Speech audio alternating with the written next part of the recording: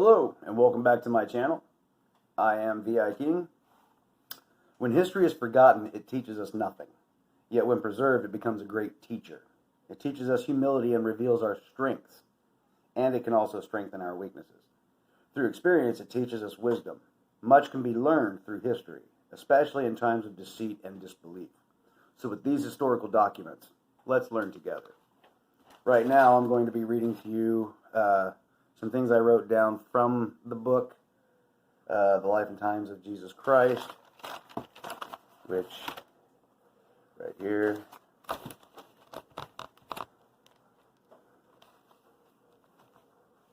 hard to see. Okay, these are the historical documents, as it is said. Okay, now, with the discovery of the records. In 1856, in DeWitt, Missouri, a gentleman named H.C. Windeman became snowbound and stayed several days at Reverend W.D. Mahan's home. H.C. Windeman was a native of Germany and highly learned. Windeman divulged that he had spent 5 years in Rome, with most of that time in the Vatican, where he saw a library containing 560,000 volumes. He divulged that he had seen and read the records of Tiberius Caesar, and in what was called Acta Pilati, that is, the Acts of Pilate. He had seen an account of the apprehension, trial, and crucifixion of Jesus of Nazareth. He informed Reverend W.D. Mahan that he thought a transcript could be secured after several months from Windeman's departure from Reverend Mahan's residence. Reverend Mahan wrote to Windeman on September 22nd of 1856, asking for help in obtaining a copy of the Acts of Pilati from the Vatican. Windeman agreed to help March 2nd, 1857. November 27th, 1857, a monk of great learning, Father Frelinhusen, the chief guardian of the Vatican of Rome, was contacted by Windeman, agreeing to giving a copy to Windeman. Father Frelinhusen copied the records in the original language, which was Latin, in June 14th of 1858, and sent them to Windeman. The copy was then forwarded to Mr. Vandenberger, Windeman's brother-in-law, to be translated from Latin to English. Tiberius Caesar's Court of Pilati.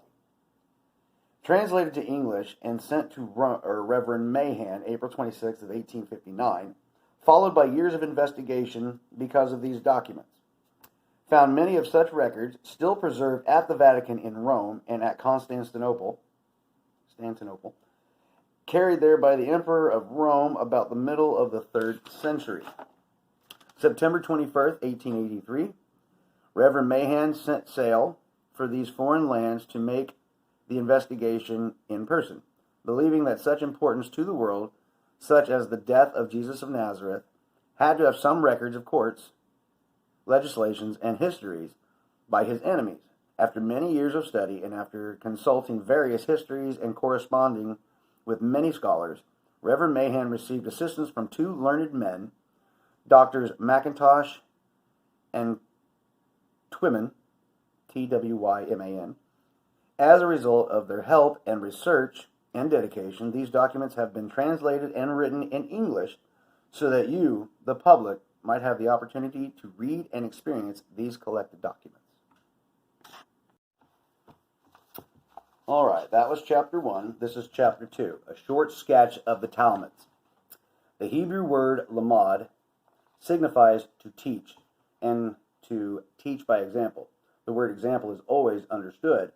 To teach, this is what is meant by tradition. It means that the child learns from its father. From this word, we get the word Talmud.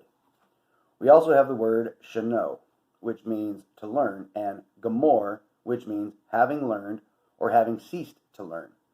The Talmuds are written on parchment or papyrus.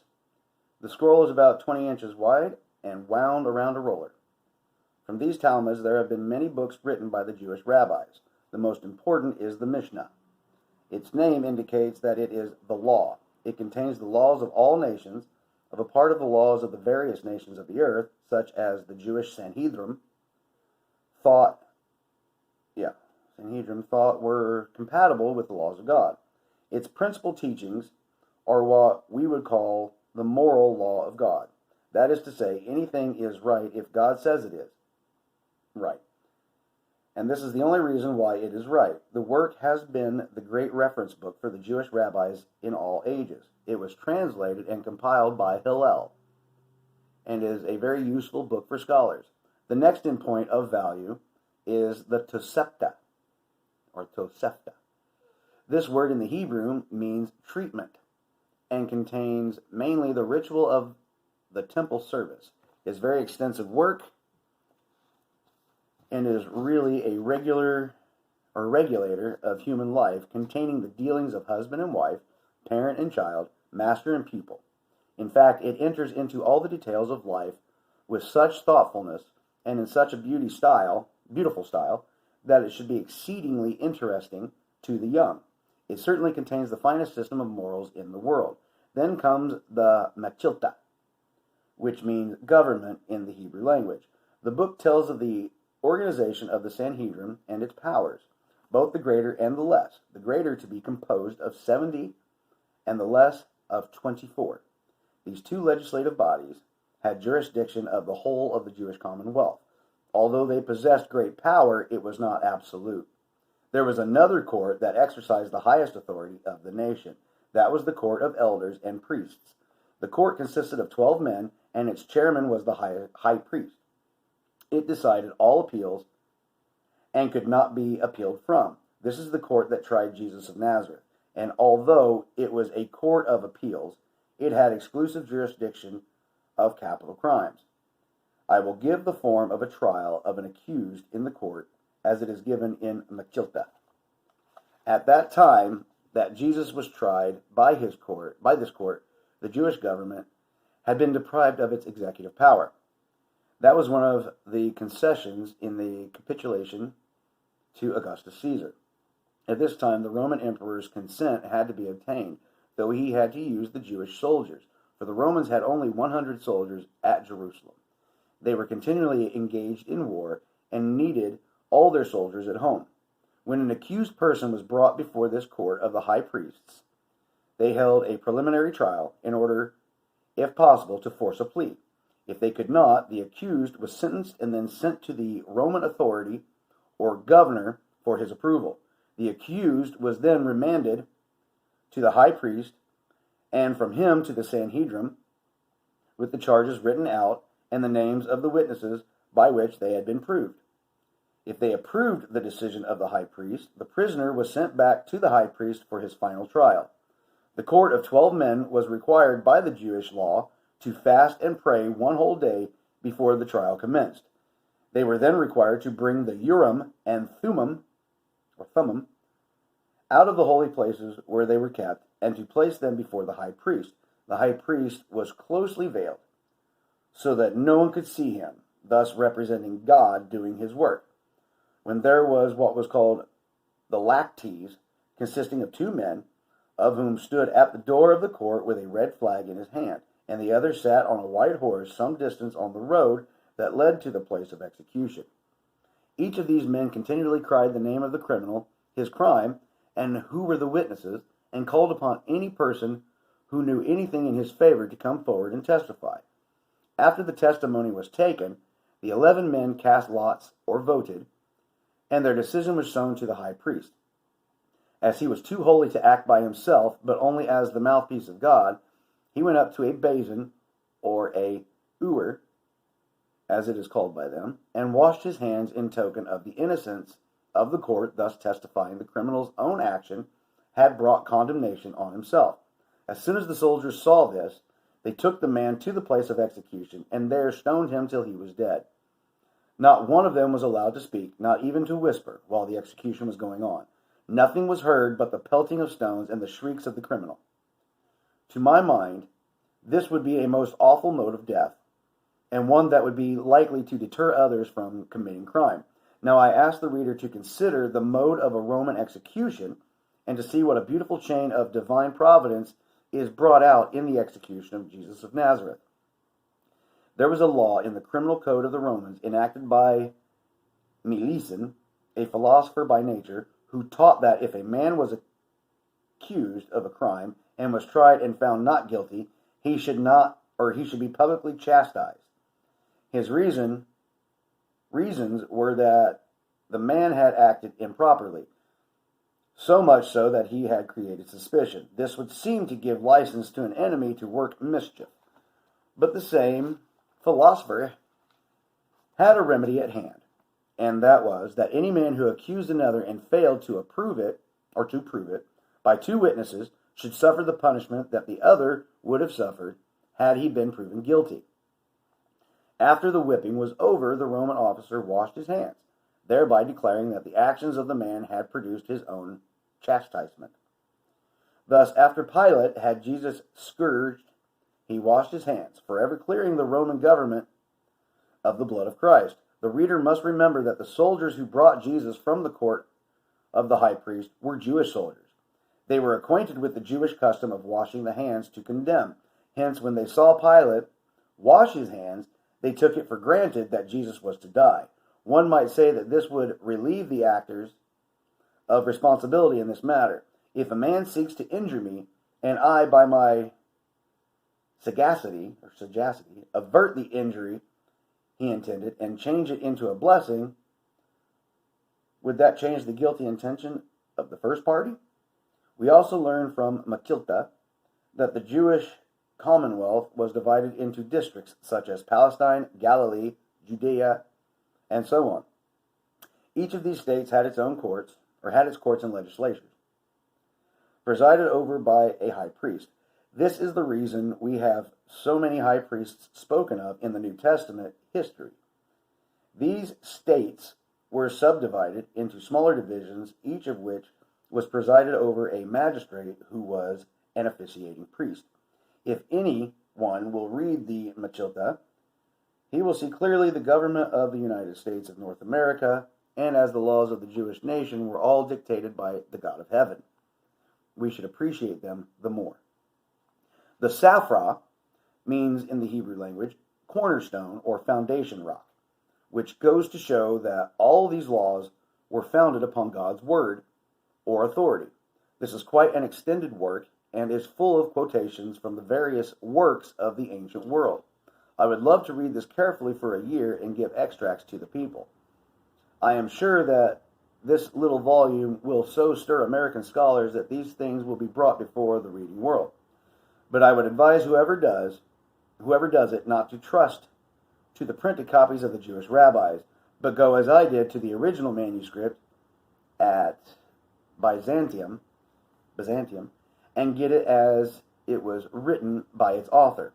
One more book I must call attention to, that is the Sifri. This is more of a chronological and biographical work than anything else, and is by far the most valuable work of them all.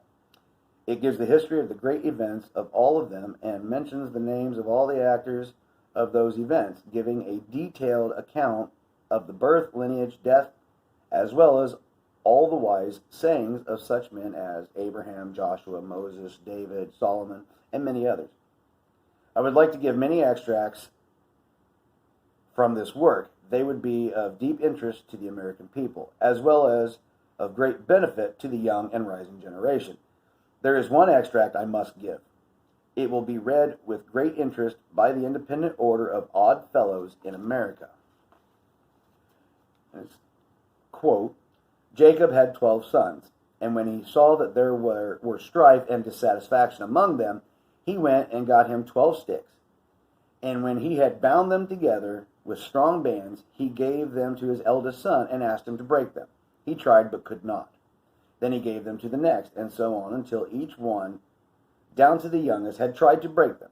And when they had all failed, the father took the bundle of sticks, untied them. Then he gave one to the oldest and told him to break it. He did so. And then he gave one to the next, and so on, till all the sticks were broken, and each one had done his part. And Jacob said, Now, my sons, you must learn two lessons from this. The first lesson is, What neither one of you could do, you all combined can do. And the second lesson is, when you are all bound together, you cannot be broken.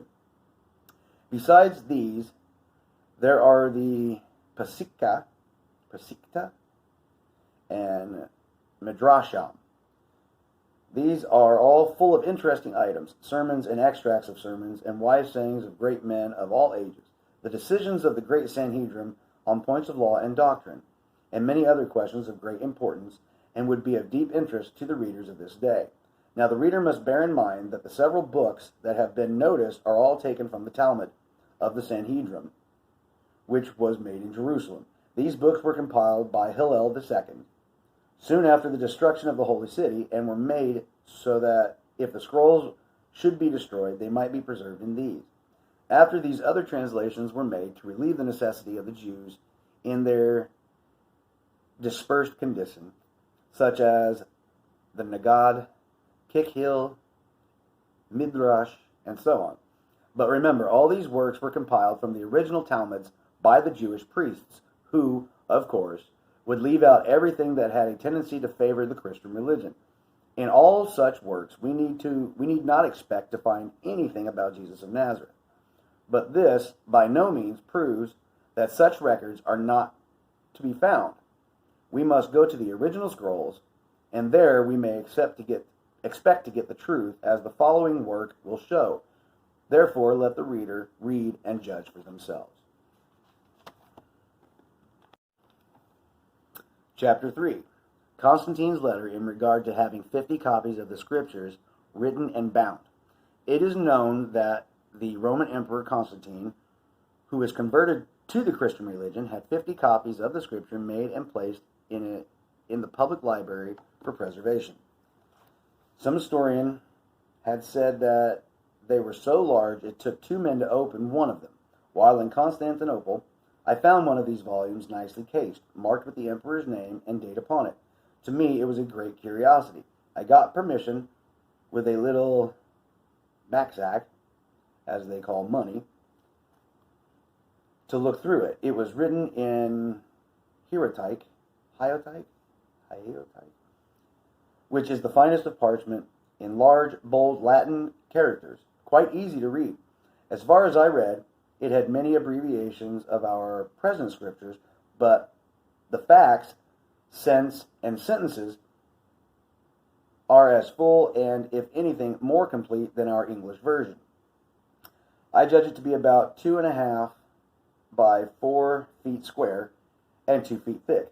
It is well bound with a gold plate, 12 by 16 inches on the front, with a cross and a man hanging on the cross with the inscription, Jesus, the Son of God, crucified for the sins of the world. If the revision committee had examined and published this work, they might have said that they were giving the world something new. But so far as we examined, we saw nothing essentially different from our present Bible. Constantine's letter is on the first page, which we transcribed. The historian will remember that in the Life of Constantine, written by Eusebius Pamphili, Bishop of Caesarea, who served him only a few years, Eusebius writes as follows: Ever mindful of the welfare of those churches of God, the emperor addressed me personally in a letter on the means of providing copies of the inspired oracles. His letter, which related to providing copies of the Scriptures for reading in the churches, was the following purport. Victor Constantine Maximus Augustus to Eusebius. It happens through the favoring of God, our Savior, that great numbers have united themselves to the most holy church in this city, which is called by my name. It seems, therefore, highly requisite, since the city is rapidly advancing in prosperity in all other aspects or respects, that the number of churches should also be increased. Do you, therefore, receive with all readiness my determination on this behalf. I have thought it expedient to instruct you, your prudence, to order 50 copies of the sacred Scriptures, the provisions and use of which you know to be most needful for the instruction of the churches, to be written on prepared parchment, in a legible manner, and in a commodious and portable form by transcribers thoroughly practiced in the art.